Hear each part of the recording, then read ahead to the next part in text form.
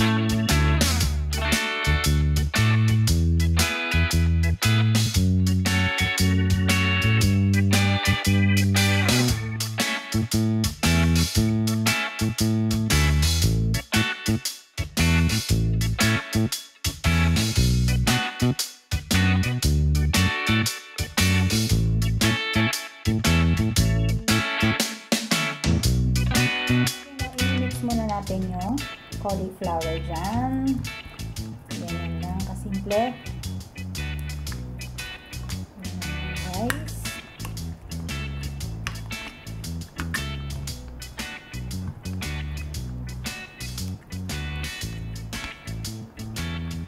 Itongin natin ngayon yung cauliflower. Ayan. Hit natin yung ganyan muna. And lalagyan na natin siya sa mainit na mantika.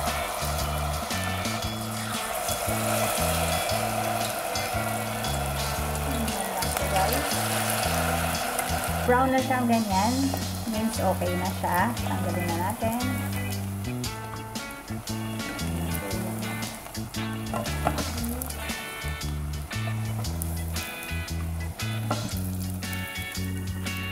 Then, isunod na natin yung iba.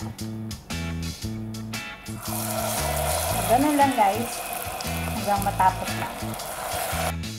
Ito na po yung ating cauliflower fritters. So, yan. Ang sarap po niya. So, kakaunti na kasi pinapa ko na siya habang nagluluto. So, it is great also for snacks. So, yan. Side dishes. And you can do it also with onions, eggplants, ano pa ba, yung kangkong, piniprito din nila ng ganyan. And any vegetable that you want to try with this. And so yan, personally, mas love ko yung cauliflower. So that is all guys. And thank you po sa panonood.